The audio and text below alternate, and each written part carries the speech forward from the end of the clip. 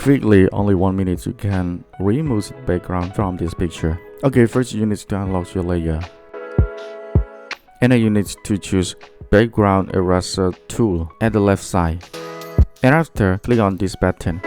And the limit, you need to use this contiguous. And the number in box, I need 50%.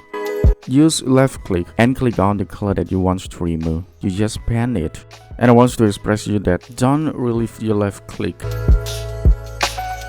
And you need to be careful the color the same that you want to remove. On the other hand, you will lose two.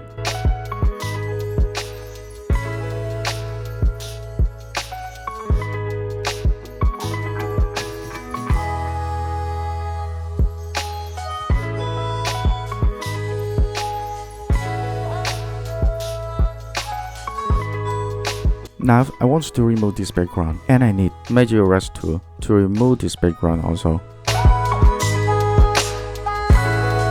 Okay, you see that the outcome of the pictures is remove the background.